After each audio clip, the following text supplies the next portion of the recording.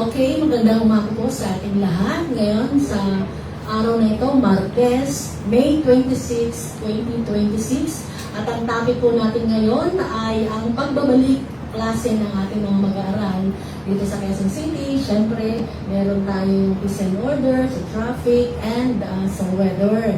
And ang ito pong Quezon City Journalist Forum ay hatid po sa atin ng Philippine Amusement and Gaming Corporation at ng Philippine Charity Statistics Office.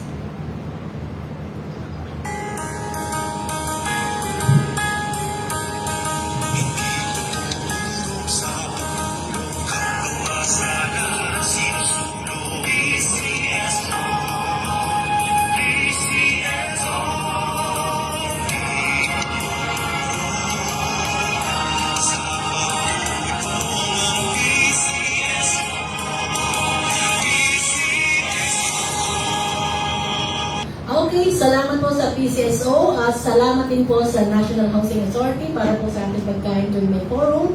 At ang Quezon City Journalist Forum po ay inorganisa ng Quezon City Journalist Group sa pakikipagtulungan po ng tanggapan ni Quezon City Mayor Joy Belmonte at ni Vice Mayor Gian Soto. At ito po nga ay ating pag-usapan ngayon ay pagbabalik klase. Siyempre, bigyan muna natin ng pagkakataon na makapagsalita ang ating panelists para po sa kanilang opening statement. Simulan po natin kay Police Lieutenant Colonel Alan Doc Yogen, ang chief po ng DCAAD QCPD. Colonel, opening statement po.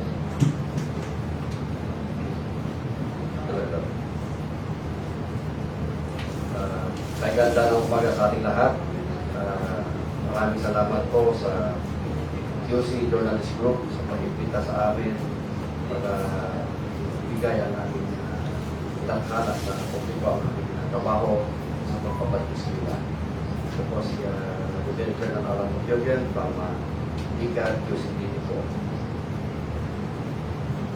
Thank you very much po. Of course, para naman sa ating mga information mula sa Pag-asa, si Ms. Ana Solis, ang head po ng Climate Monitoring and Prediction Section ng Pag-asa. Opening statement.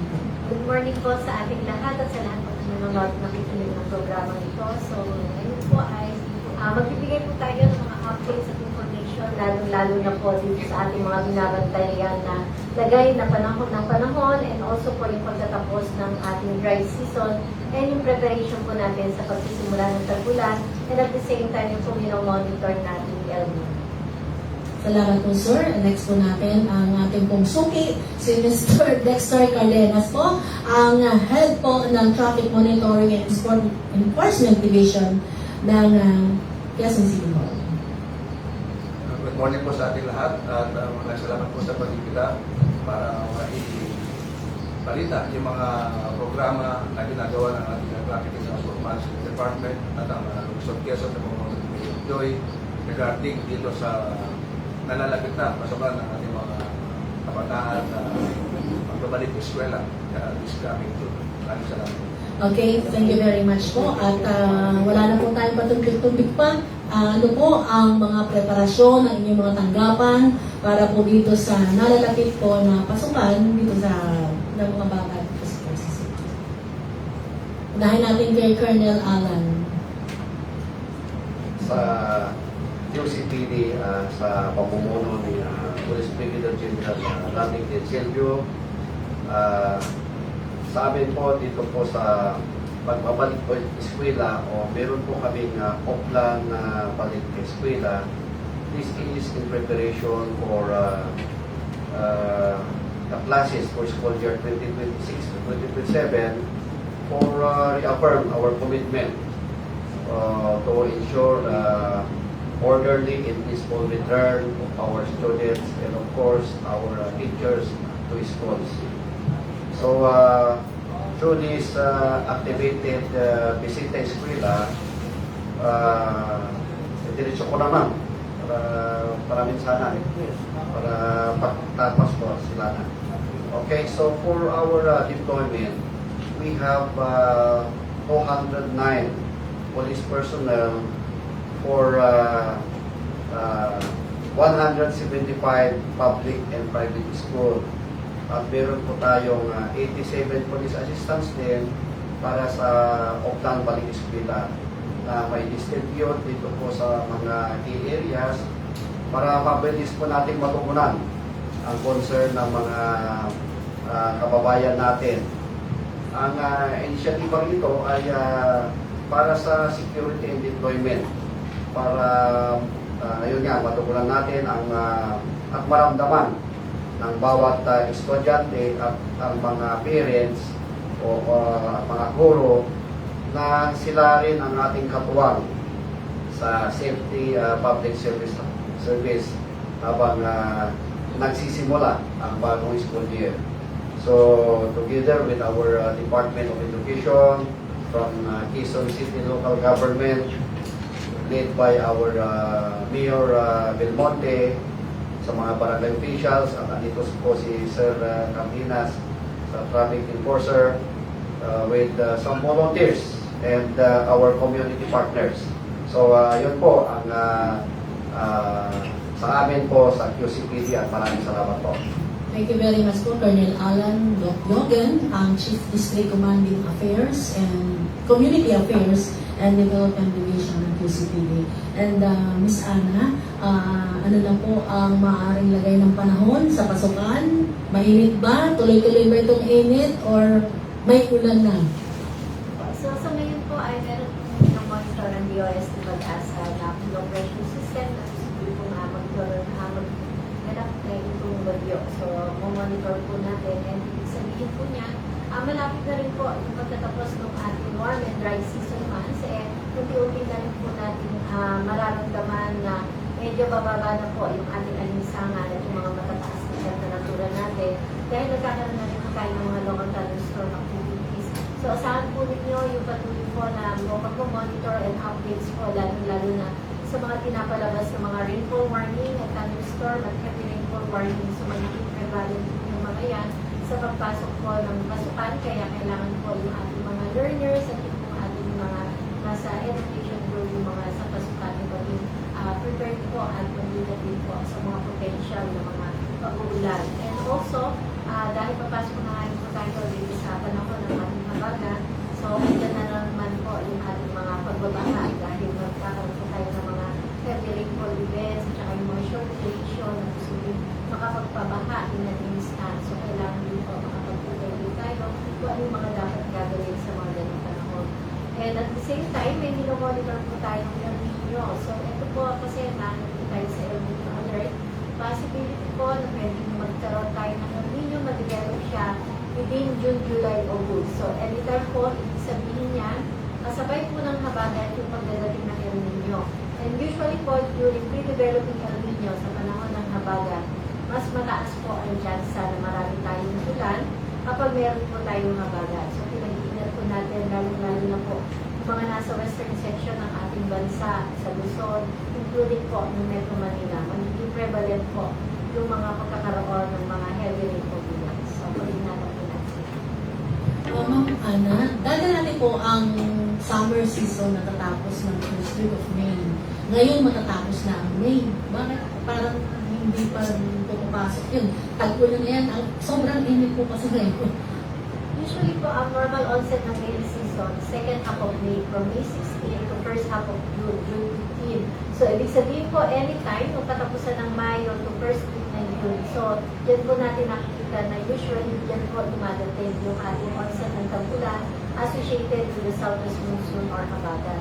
So, asahan po natin that within that phase, within that period, magdideklara po ang DOST Pag-asa ng onset ng rainy season. So, nasa usual and normal time po tayo na onset ng tag-ulan sa nakikita natin sa atin. Okay, thank you po.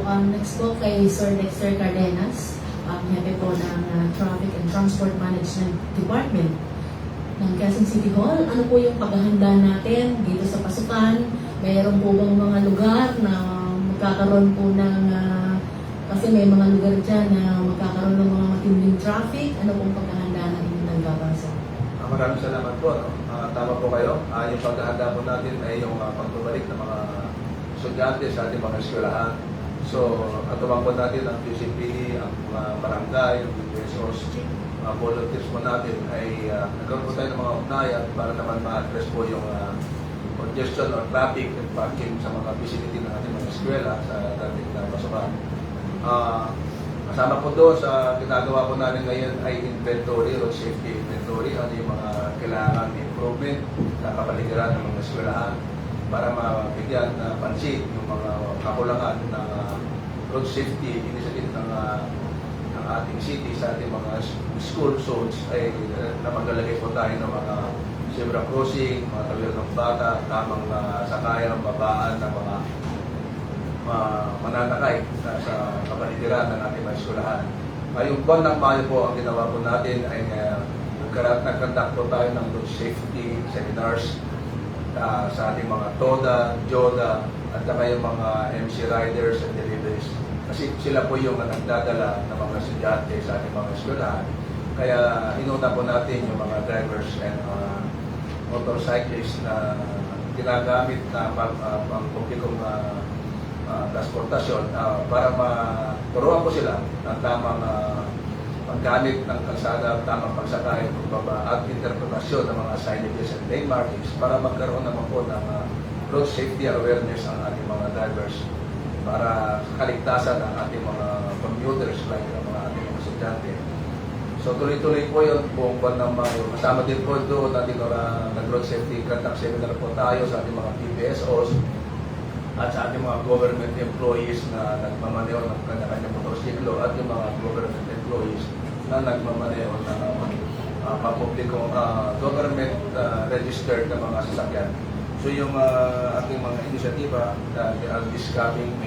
this May in onset doon sa preparation ng balik to eskwela this coming June. So yung ginawa natin at ginagawa ngayon natin buwan ng Mayo.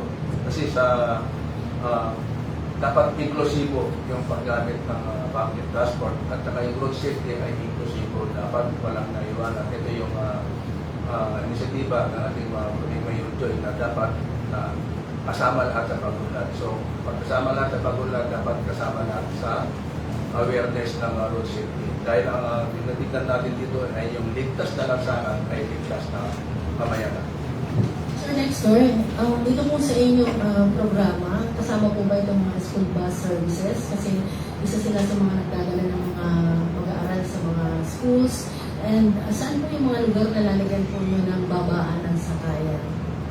Doon sa mga facility, yung mga may mga sa inventory natin, ay doon sa ating mga eskwelahan, ay tinignan po natin yung magiging tamang sakayan ng babaan ng ating mga estudyante para naman po mas ligtas sila pag-designated yung loading and unloading ways nila para hindi magiging contributory sa traffico or congestion dahil na kung kanya-kanyang babasakay ang ating mga mananakay doon sa lugar na yan, mga visitor schools, lalo tayo nagkaroon ng magbagal ng traffico sa visitor ng eskwela.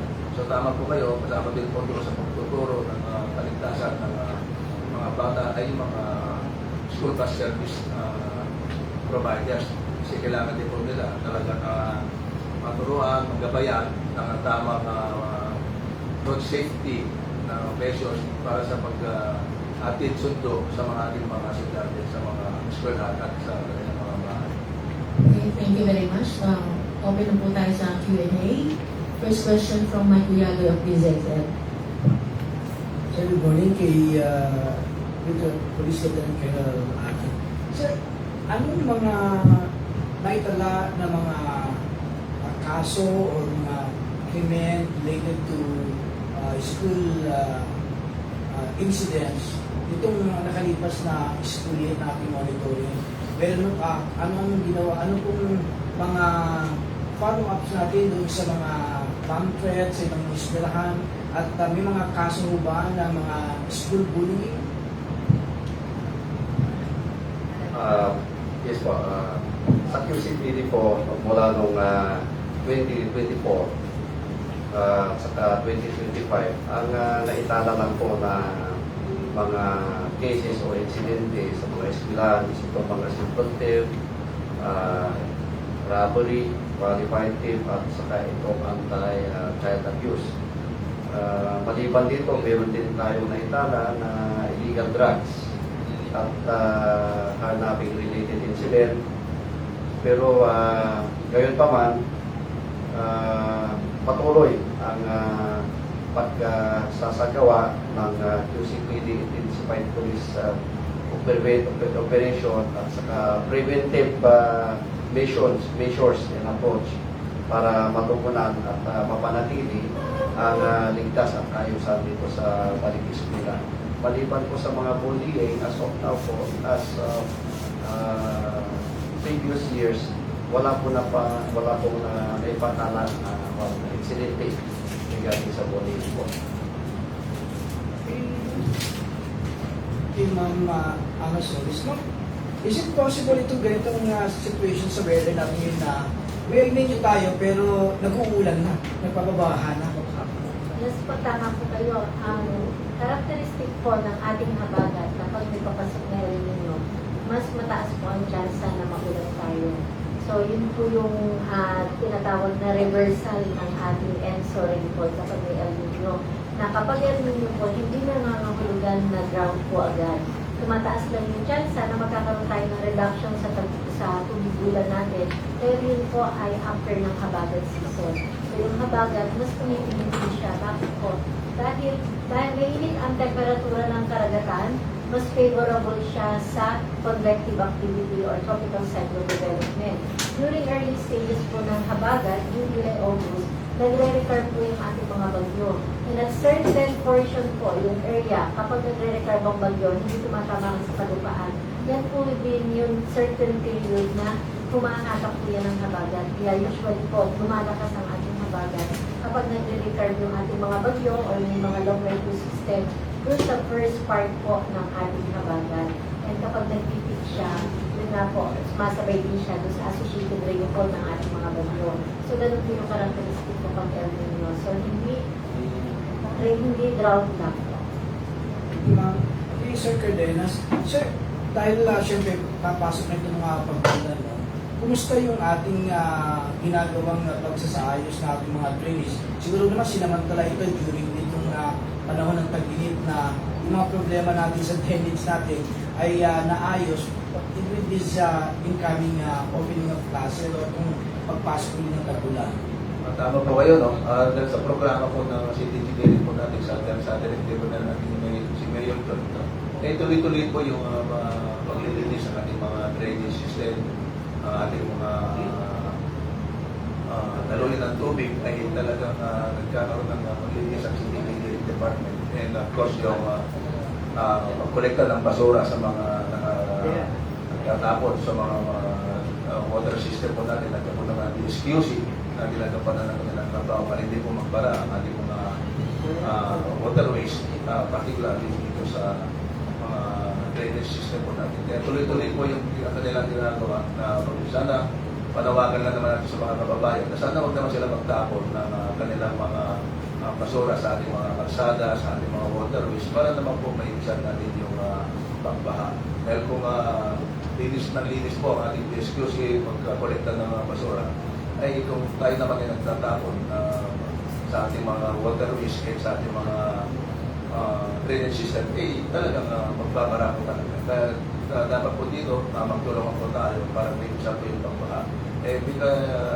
Obligasyon po tayo bilang mamamayan ng Lungsod Quezon, meron naman tayong obligasyon na dapat tayo magtapon ng basura sa mga waterways system natin para hindi po magkaroon ng dahil ang pinsala po ay pang malahatan, hindi lang po nanibili kung sino magiging biktima ng baha. So, manawagan po sa ating mga kababayan na hintayin po dito yung tamang oras ng pagkolekta ng ating DSQC sa ating mga basura, sa ating mga barangay. Mag-coordinate po tayo sa ating mga barangay, sa ating mga nasamukan para naman po magkaroon ng maayos na pangolekta ng ating mga basurero o mga DSQC po natin. And likewise, yung practicein po natin yung segregation na ano yung tamang basura na pinapalita lang bawat araw na naka-schedule sa ating mga barangay. Sana po matuto rin tayo mag-segregation po.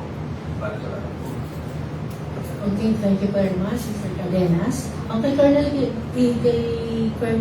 Alan, I-clear ko lang po yung 209 na police personnel po na ikakalat nyo dito sa pagsimula ng pasukan. Saan po sila i-deploy? Particularly, anong area po? Malalapit sa schools or saan?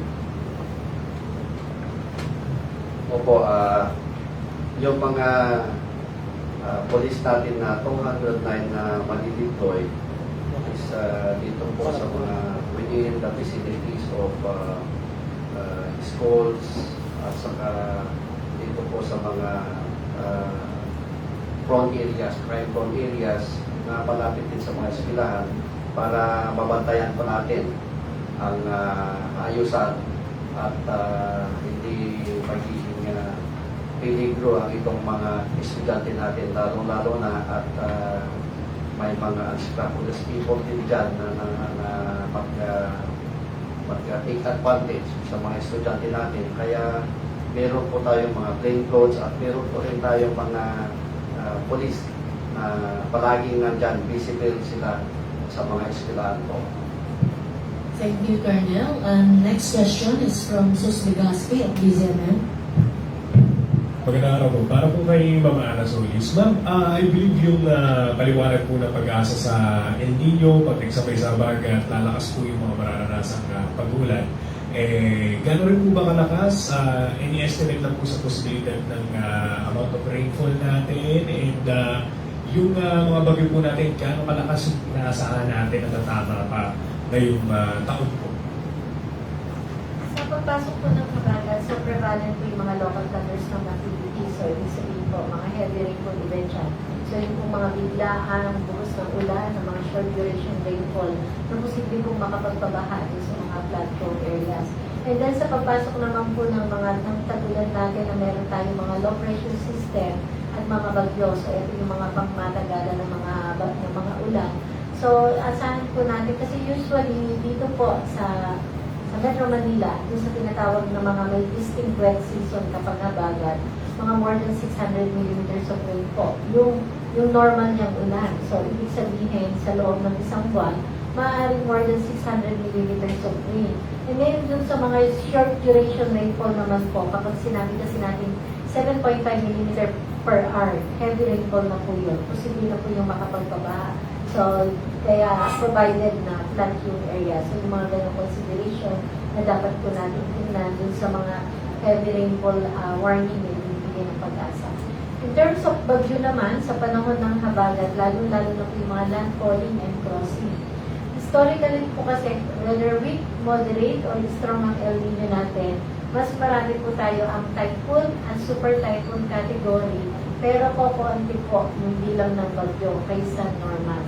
So, less number of tropical cyclone, pero typhoon and super typhoon category po. Kung titingnan natin, babalikan natin yung last El Nino 2023. Nagkaroon tayo ng 11 na bagyo, but 7 out of 11 typhoon and super typhoon category. So, may mga ganun po na usually kita po sa mga datos natin. So, kailangan lang po natin mag-prepare, although no two El Niños are alike, yung impact, dun sa duration, sa frequency, at kung anong mga lugar, but then we need to be prepared. Magtanong ko lang ng tipo, no? May ballpark estimate po ba tayo yung binabantay natin bagyo pa na posible pumasok sa bansa bago matapos yung taon? Yung forecast po natin mula June to November, dahil may climate forum po tayo sa around 9 to 13 na bagyo. So kung hanggang December, mga around 10 to 15 na bagyo ang possible pa po. Pero ito ay below average pa rin dun sa bilang ng ating bagyo. Dahil usually ang average na bagyo ay 20. So kung 15 yung papasok na yan, lahat-lahat ay 19 lang or 18. Kung siyam lang naman, so dahil nakakatatlo pa lang tayo, mga around 12. So below average po yung bilang ng ating bagyo. Thank you po. Okay, question from TJ Mendoza of Net25.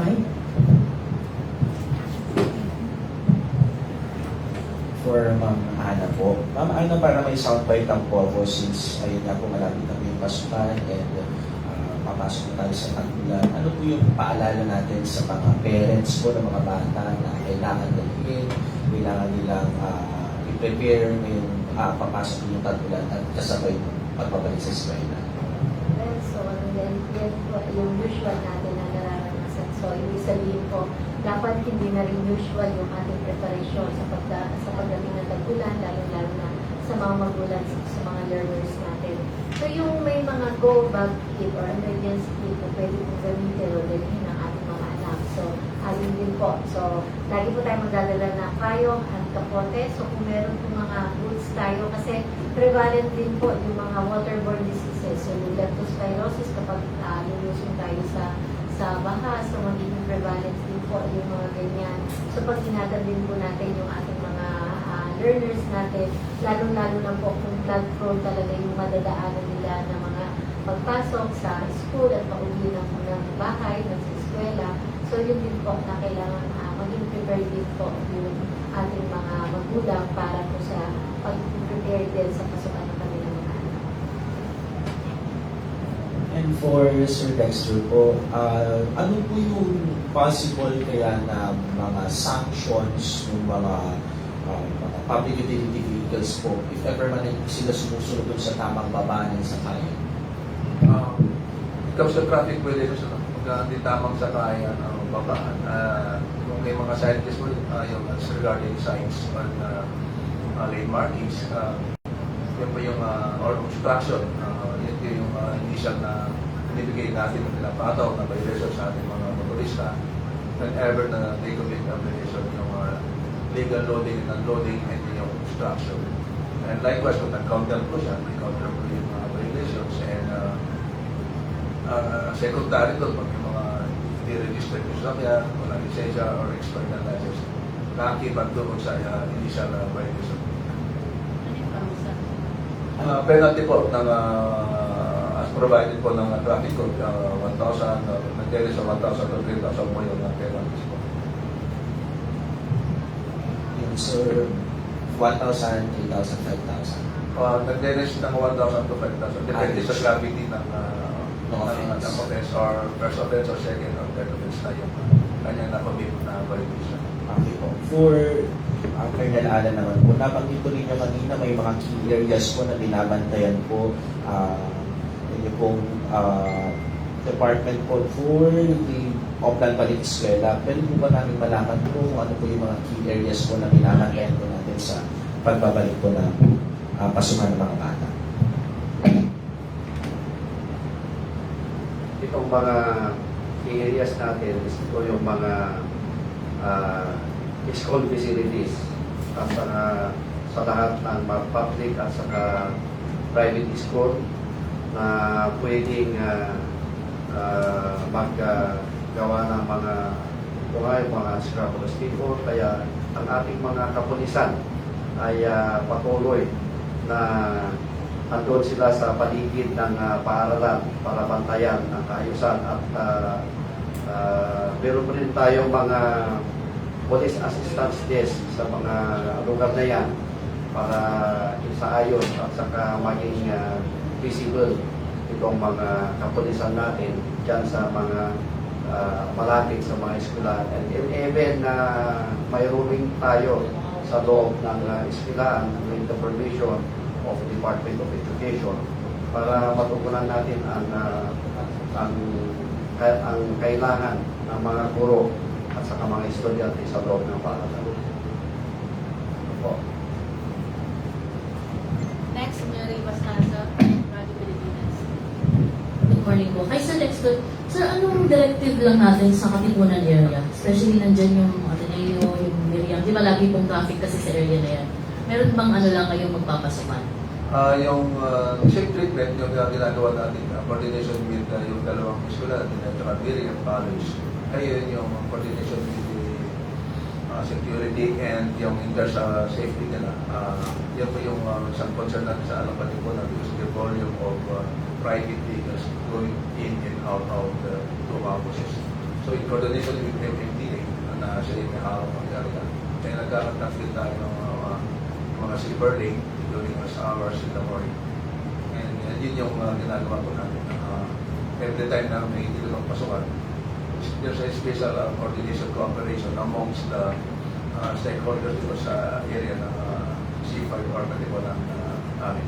Pero sir, expected ba natin na pagdating ng pasukan po, talagang yung traffic dyan matindi? Tsaka gano'ng katagal yung waiting time ng mga sasakyan? Medyo matindi po talaga because of the volume talaga.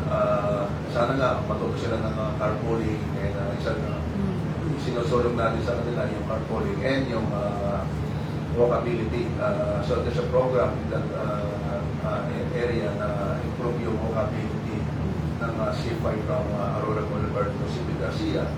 Para yung mga nakatira or mga estudyante na malapit doon sa area, hindi na kailangan sumakay na magpalit pa sa kanilang mga sasakyan. Instead, they take the initiative to walk na yung area. So yun yung sa programa na gagawin doon sa area para to improve the traffic. Kasi kung lahat sila gawagamit talaga ng kanilang mga private cars na magpasok pag-uwi, eh talagang the volume of vehicles, eh talagang ang mahirap i-manage. So just create a traffic congestion in the area. Sir, Hindi ko na alam kung na-mention nyo na kanina, pero kasama rin po kayo sa inspection ng LTFRB nung mga school buses. Tama po ba? Yung, ano po yung ano rin ng QC Traffic and Traffic Management Department doon po sa mga Nagkumpara sa LTFRB, no, is kasi yung roadworthiness ng mga school buses. And of course, yung road safety awareness sa mga drivers na ano yung duties and responsibility nila as a school bus operator. And of course, yung particularly yung kanilang driver. So yan yung programa ng road safety na it should be a habit. Hindi yung pagpasokan lang, hindi yung kung ganito balik sila. It should be a habit na yung mga drivers and operators of public utility vehicles ay practice the habit of discipline ng road courtesy na follow the traffic rules and regulation, lane markings and signages, and of course the traffic signal light po natin. For us na maging safe palagi ang ating lansangan. Whereas kung talaga it is the risk of committing a violation, every time you commit a violation, you take the risk of involving a road class. So yun po yung panuntunan po natin na dapat talaga ng road safety discipline at saka yung courtesy amongst the drivers ay talagang habit na siya, practice na siya. Hindi yung ganito lang na tuwing may forum lang. So yun yung ating tinuturo sa kanila during our seminars ay dapat maging habit talaga yung road safety discipline and road courtesy amongst the various stakeholders. So yung mga gumagamit ng tricycle bilang school service, hanggang ngayon ba namomonitor pa rin ng TTND? Ginagawa pa rin po ba yun? May tip po ba tayo doon? Opo, Kasi minsan overloading na yun. Overloading sila, no? Kasi sila. Yung road safety na tinuturo natin sa kanila, ay it comes to talagang actual na operation. May pagpapalit nila yung road safety sa income, yung kita. So pag inuna mo yung kita versus road safety, talaga nagko-commit ka ng violation. Kasi mas iniisip niya yung kikitain kaysa doon sa magiging sakuna kung mag-overload siya or every time they commit a violation. So yun yung i-calculate nga natin sa kanila na discipline counts within. Diba? Hindi kailangan every time na may enforcer ka lang, kung sa nakikita, yung follow the rules. Dapat yung follow ng rules is ano na yan, part of our life. Na dapat yung road courtesy na road discipline. May nakakita o wala, we must practice it. Kasi otherwise, wala kami gagawin yung mamuli na ng mamuli. And pag nanguhuli lang, masasaktan lang sila. Dahil magmumulta na malaki, mayroon yung kapalit.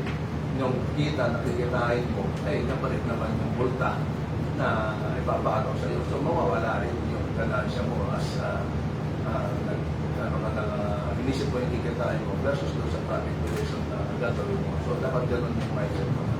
Thank you, sir. Kay Colonel, Alan. Sir, sa Brigada Eskwela, may activity rin po ba yung QC? Yun lang. Sa balik eskwela, dito po sa QCPD, meron po tayong mga inisyatiba para sa kapakanan ng mga estudyante at mga guro. So patuloy-tuloy po ang pagpapatrolya at visibility ng mga kapulisan. Meron po tayo dito na mga anti-criminality campaign program natin na inululunsad para patugunan itong mga pangangailangan ng mga immediate action para sa mga estudyante at sa mga guro, including yung mga parents, para safety sila lagi sa ngayong pagbabalik sa eskwela. Yung brigada, sir, yung naglilinis sa mga schools, may ano ba kayo doon? Activity ba kayo? As of now kasi sa Mga security kayo, may sir? direktiba po ang PNP na ang very concentrated po tayo sa peace and order Ah, at okay. sa crime prevention at sa awareness para sa mga mamamayan sa ating mga pagbabalik ng mga eskwela. Okay, thank you, sir.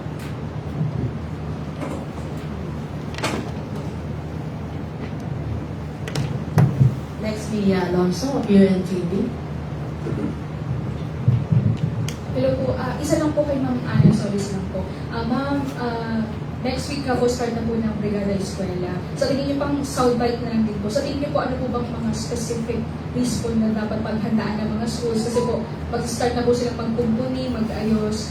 Dito po sa inaasahan kasi natin habagat tsaka po super LD. Sa ngayon po ay magiging madalas na po yung mga local thunderstorm activities. So, yung mga heavy rainfall na mga short duration, mga biglang pag-ulan, na ulan. So, magiging prevalent na po yan sa mga susunod na mga araw. Habang darating yung talagang panahon ng habagan, ng kapilan natin. So, kailangan po talaga na pag-ingatan natin yung hindi lang po yung ating mga estudyante, kundi yung ating mga magulang, mga kababayan. So, lagi po tayong mag-ingat dahil nandiyan po yung mga pagbabaha na biglaan.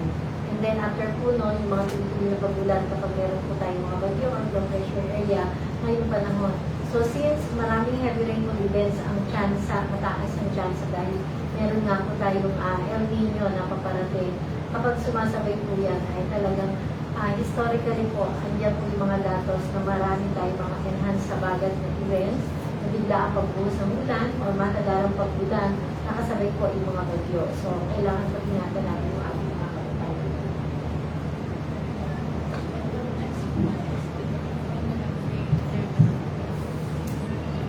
Sa akin, may follow up po kay Sir Alan.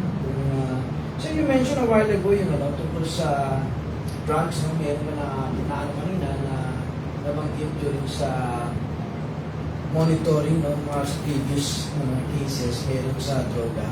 Are you saying po, sir, na napasok na rin ang drugs sa ating mga eskwelahan? At kung may mga drug cases sa mga schools, ano yung kanilang form ng kanilang pagpapasok ng droga sa schools?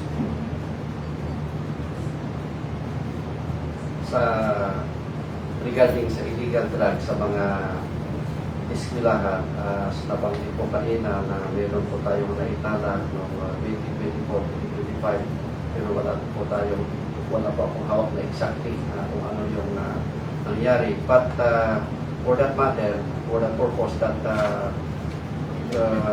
sa pagbabalik eskwela na ito, we assure that magiging drug-free ang mga eskwelahan because of our initiatives and information operations drive regarding drug proliferation for those schools. So sa ating pamamahala sa pamamahala ng Police Brigadier General Ranick Silvio na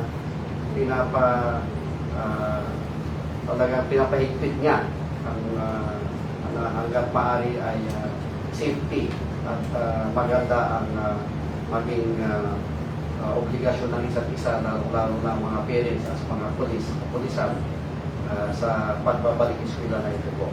Ano po gagawin, sir, ano yung gagawin sa loob ng school para mapigil po yung hindi nga po yung makapenetrate yung drugs? Coordination with the principal, maglalagay kayo ng parang mga students din na magbabantay, paano po ba? Meron po tayong crime prevention awareness na mismo itong mga kapulisan ay nagpipicture sila sa mga estudyante against sa mga proliferation ng drugs. Meron po tayong mga kapulisan din na nagpamanman kung ano man ang mga illegal activities na pumapasok sa mga eskwelahan po. Thank you. Sa akin kay Sir Cardena, Sir, tomorrow ay celebration ng ating Elite Week Year. Anong preparation po natin, lalo-lalo na meron tayong Muslim community dito sa QC? In coordination po sa Muslim Affairs Office po, nag-coordinate po sila with the Law and Order Cluster ng Quezon City Government, ng ating QCPD, POS, and TTNP. Ay mag-deploy po tayo ng maraming personnel, security and traffic personnel sa vicinity ng Quezon Memorial Circle as early as 4 o'clock a.m. tomorrow. Hanggang tanghali po yun, yung event po nila. Para naman po maalalayan po ang ating Muslim brothers sa kanilang pag-practice, ang kanilang yung prayer nila when it comes to yung Muslim event po nila bukas. Ating nakaalalay ang QC Law and Order Cluster sa direktiba natin po din Mayor Lloyd. At meron din po yung libreng sakay na ipoprovide po natin instead na wala po sa biyahe bukas dahil holiday. Ay minarapat po ng ating puting Mayor Joy na i-deploy pa rin yung ating mga libreng sakay na bases tomorrow para naman yung mga ating mga Muslim brothers na ating Muslim community pwede na lang galitin yung ating libreng sakay na papunta sa Quezon Memorial Circle at sa kanilang pag-uwi bukas. Sir Cardenas, alamin ko lang po kung ano yung parusa nyo sa mga tricycle na nagkagawa ng overloading. Kasi tuloy pong may pasukan, nakikita namin na talagang punong-puno po ng mga bata yung tricycle. Ano ba yung dapat na parusa dyan na para mapigilan na, sir?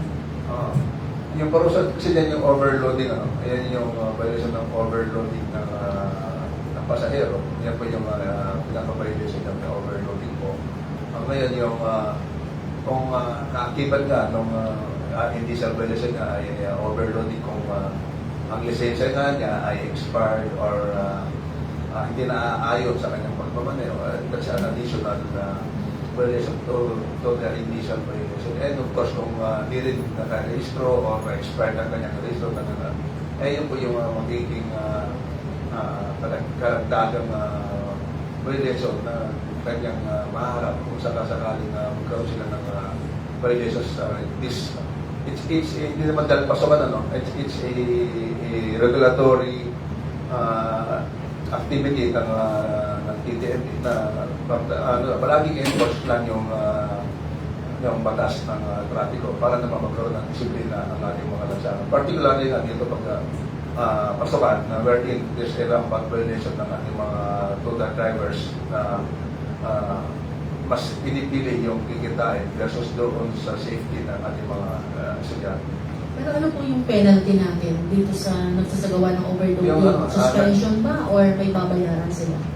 Multa kasi is nag-varies from 1,000 to 5,000. Depende kung ng first violation na siya, first or second, third violation. So, kaakibat doon kasi para may parating na rin sa ating mga motorista, and not only sa TODA, yung system po natin dito sa Quezon City Government, yung database po natin ay interconnected po sa LTO. So every time you commit a violation dito sa city, ay nag-register na rin sa system ni LTO. So meron silang tinatawag na demerit. So every time you commit a violation, depende sa gravity, you earn a demerit points.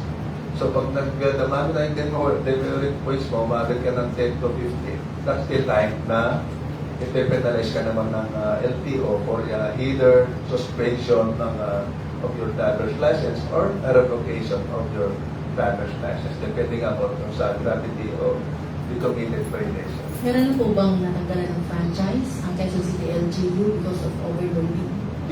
Wala siya natatanggal ng franchise. The violation committed by the driver, not the operator. So yun po yung challenge lang po doon. Wala naman po kinalaman yung operator doon sa violation. Kaya ang na-penalize po talaga is the driver. Thank you po. Kay Ma'am Ana, i-clear ko lang po kanina po sinasabi po niyo na magkasabay halos so pumasok ang habagat at El Nino. And 2023, maraming bagyo, maraming super typhoon. Is it possible po na isang tulad ng Ondoy ay pumasok ngayong time na to? Habagat at El Nino magkasabay. May posibilidad po, hindi naman kami nananakot, but there ay may mga ganun possible scenario. Kasi noong 2009, Ondoy, September, El Nino din po yun. Nagsisimula yung El Nino noong time na yun, mga around September. Din kami nag-issue ng first El Nino advisory, and then after 2 weeks, nagkaroon po tayo ng tropical storm Ondoy na naging ganun yung mga rainfall event. So, may mga ganun po posibilidad. Kaya anytime po yung mga scenario na ganun ay kailangan din po maging handa po tayo. So, huwag naman sana, pero may possibility. Hindi nawawala. Thank you very much. Wala na ibang questions. Okay, tatapusin na natin ito para po sa closing statement ng ating pong mga bisita. Unahin po natin si Police Lieutenant Colonel Alan Dobyogen, ang Chief District Community Affairs and Development ng Division ng QCPD. Sa QCPD po, sa pamumuno ng ating puting District Director, Police Brigadier General Radic Del Silvio, ay taos-pusong nagpapasalamat sa ating mga media partners, sa mga na nakikiisa at susuporta dito sa programa na ito. Sa inyong mga kooperasyon na ipaparating natin sa publiko kung ano man ang ating mga napapanahong impormasyon para sa kaligtasan ng ating mga komunidad. Bilang paalala, naghihikayat po kami na maging sa ating mga listeners, maging mapagmatchat tayo, iwasan ang pagsusuot at pagdadala ng mamahaling gamit, lalo na sa ngayong pasukan. At kaya po ng sinabi ni Sir Cardenas, sumunod po tayo sa traffic rules and regulations, lalong-lalo na sa school vicinity at sa mga safety protocols. So, sa ating mga magulang, alamin po natin ang lokasyon at ang pinakamalapit na police assistance desk sa vicinity ng mga eskwelahan, at sa oras naman ng mga emergency, agad natin makipag-ugnayan sa QCPD at saka sa barangay authorities para i-report ang anumang kahinahinalang aktibidad, o kaya dial 911 at QCPD QC helpline 122. So muli po, maraming salamat sa paanyayang ito, at sa ating lahat, sana'y maayos at ligtas at mapayapang pagbabalik eskwela para sa ating mga mag-aaral at mga guro. Maraming salamat po, at God bless us all. Okay, maraming salamat, Police Lieutenant Colonel Alan Dobyogen, ang hepe ng District Community Affairs and Development Division ng QCPD. Para po sa closing statement, paalala na rin po from Ms. Ana Solis, ang head ng Climate Monitoring and Prediction Section po ng Pag-asa. So, sa ngayong pasukan, sa pagpasok ng pasukan, mag-ingat din po tayo sa panahon ng tag-ulan. So, ngayong pasukan, ngayon din po yung ating tag-ulan. So, mag-ingat po tayo at lagi po tayo maging handa.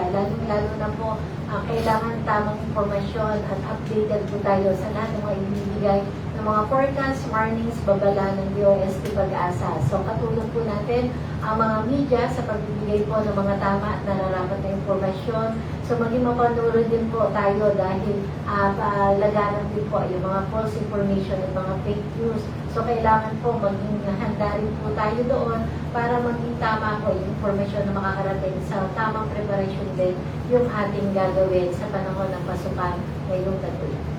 Thank you very much, Ms. Ana Solis. Now is Mr. Dexter Cardenas, ang hepe ng Traffic Monitoring and Enforcement Division ng Quezon City Hall, para po sa mga paalala natin sa QC6. Okay, maraming salamat sa ating media partners. Kapitan yan, kabalikat po namin kayo sa pagbibigay informasyon, pag-educate ang ating mga mamamayan regarding sa public order and safety ng city, including yung traffic safety po natin. Sa ating mga kababayan, sumunod lang po tayo sa batas ng trapiko at ng mga batas na relative to peace and order para magkaroon po tayo ng mas ligtas na lansangan at ligtas na pamayanan. At ang TTMD po, from the leadership ng ating Mayor Joy, may instruction po sa amin, at tuloy-tuloy po yung programa ng road safety. Ito lang ginagawa natin kung buwan ng Mayo, ito po ay budget lang po doon sa programa ng road safety ng ating gobyerno. But year-round po yung programa po natin ng pag-educate sa ating mga estudyante, particularly ang ating daycare centers, starting June hanggang start ng klase hanggang sa magsara yung klase, ay tuloy-tuloy po yung pag-educate natin pro conduct of seminars relative to road safety sa ating mga daycare. Kasi po naniniwala po ang city government na pagtuturo ng road safety ay start them at the youngest age, katulad na ginagawa sa ibang bansa na talagang bata pa ina-inculcate na yung road safety awareness sa ating mga bata para paglaki meron na silang kaalaman sa paggamit ng kalsada. Yun po yung programa po natin and yung tuloy-tuloy na programa po din ng city is the road safety audit ng lahat ng eskwela. Year-round din po siya. So, starting this June, may 3 eskwela na maumpisahan na improve yung road safety ng kapaligiran through engineering intervention. So, year-round po siya hanggang sa matapos din ng klase.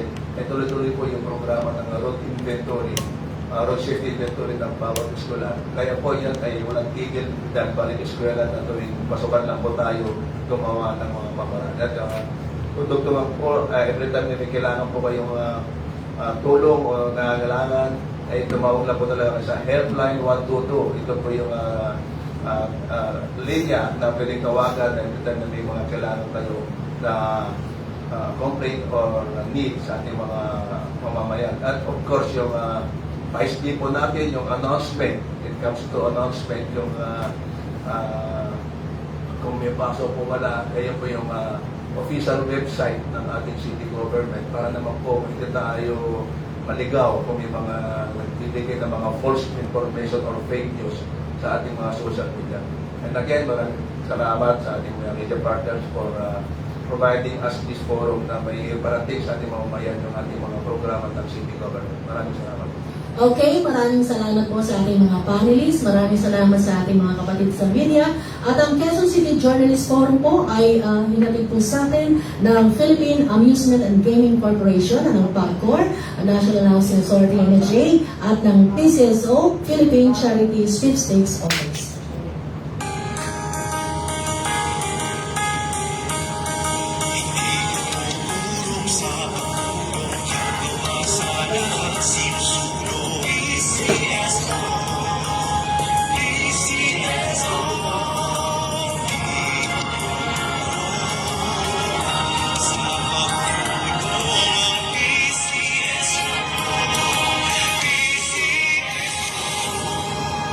Okay, maraming salamat sa lahat. This is Angie de la Cruz, sa Philippine Star ngayon. Good morning.